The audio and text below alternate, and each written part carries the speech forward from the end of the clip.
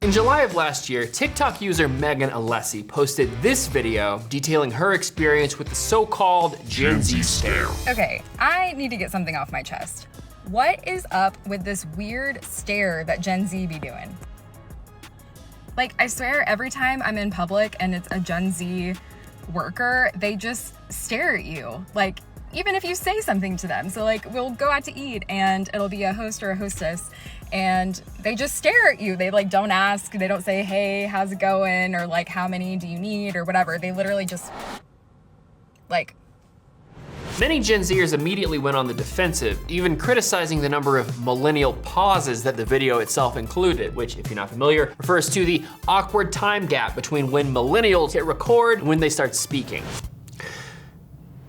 But slowly, more and more people started to pile onto Gen Z. An ex-user named Petty Bourgeois Protestant posted, "I'm so sick of the new style of customer service where people just stare at you when you walk up to the counter/service desk, etc." Which prompted another ex-user named Lauren Wilford to add, "In general, Gen Z culture doesn't have a norm for greeting/acknowledging people they don't already know. Their custom is headphones/eyes down until engagement is required. It's a don't speak unless spoken to culture. This, of course, feels dehumanizing to anyone older." Now, plenty of cultures expect younger people not to speak unless they're spoken to, but many young people in the US say that their blank stares are not meant as a sign of respect, but as a defense mechanism. Oh no, Gen Z doesn't smile at customers. It's the Gen Z customer service stare. Hi, your total is... Did you put my sauce in the bag? The Gen Z stare. Hi, I'm Maddie. I'll be your server today. Can I get you guys anything? No, but can I do a strawberry banana smoothie? Yeah, I can do that. Anything else for you guys? No, but does the strawberry banana smoothie have banana in it?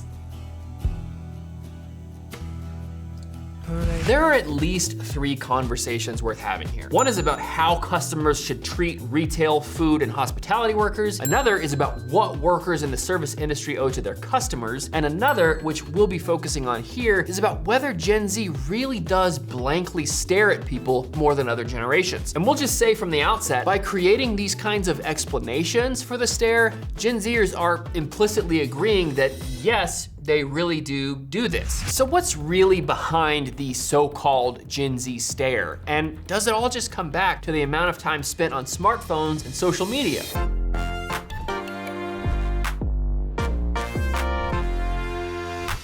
Here's another example from the point of view of a millennial mom named Riley Desper. Thank you so much for agreeing to teach my daughter golf. She is so excited. Yeah. Okay, so I noticed that you guys had a deal where I can buy a certain amount of lessons and get one free. Do you remember what that deal is?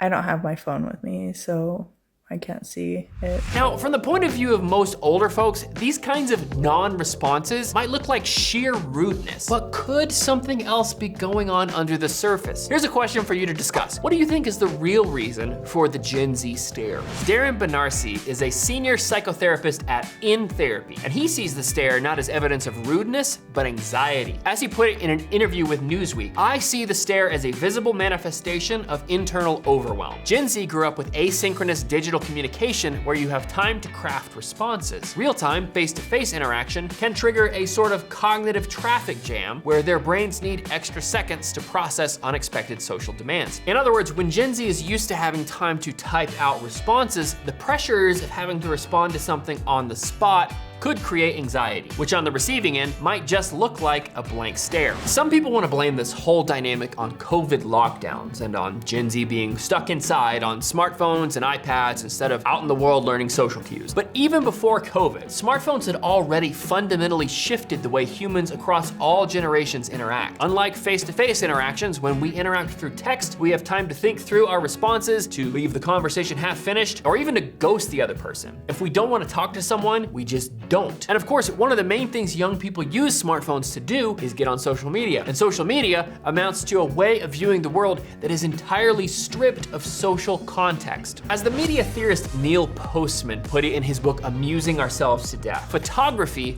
recreates the world as a series of idiosyncratic events. What he meant was that image-based technology encourages us to see the world in disconnected fragments. Social media platforms take this to the next level, presenting image after image, video after video, and even text post after text post with no connective tissue between them. Every post is its own event, and users get carried along from event to event to event. Offline, however, the ability to transition between events is the very thing that keeps interactions from getting awkward. We have to know how to segue, but the ability to segue, like the ability to have conversation more broadly, is a skill that takes practice. No one is born knowing how to do it. We learn how to do it by interacting with our fellow human beings. And Gen Z has grown up in a world where it hasn't always felt necessary. Now, to take this whole thing one level deeper, data from the 2025 Understanding America study is starting to reveal that these aren't just social quirks. They could represent a fundamental shift in the personality of an entire generation. In the time since smartphones became mainstream, young adults' personalities may have substantially changed in a way that makes them prioritize and define their social skills and manners differently. Mediaite summarizes the data this way. In less than a decade, conscientiousness, the trait most closely linked to responsibility, follow-through, and self-control, has collapsed among young adults. Writing for the Financial Times, John Byrne Murdoch says, while a full explanation of these shifts requires thorough investigation, and there will be many factors at work, smartphones and streaming services seem likely culprits. The advent of ubiquitous and hyper-engaging digital media has led to an explosion in distraction, as well as making it easier than ever to either not make plans in the first place or to abandon them. The sheer convenience of the online world makes real-life commitments feel messy and effortful. And the rise of time spent online and the attendant decline in face-to-face interactions enable behaviors such as ghosting. You could kind of see how a decline in conscientiousness, the very thing that defines our feelings of responsibility, could lead someone to feel like they shouldn't even have to respond when someone talks to them. Having said that, I also want to acknowledge small talk can be exhausting. On a personal level, I kind of hate the cultural ritual of saying, "Hi, how are you?" Good, how are you? Good, because a lot of the time, the person asking doesn't really want to know how you're doing. Maybe some Gen Zers just stare because they recognize the pointlessness of pretending to have a conversation. Even still, in Matthew 5:43-48, Jesus actually talked about the importance of greeting everyone, even our enemies. Jesus asked, "If you love those who love you, what reward will you get?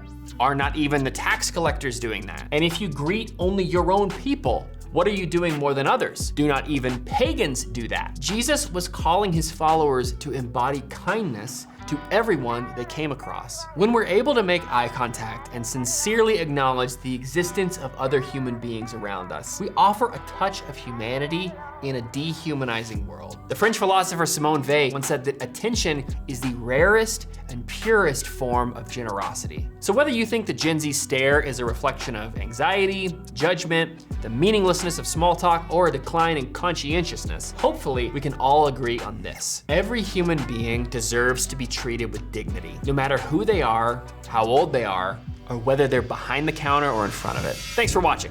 For more videos, don't forget to subscribe. When the number goes up, it helps us feel better about ourselves. And if you've been impacted by what we do, consider making a gift at axis.org/give to help us continue to bridge the gap between the generations.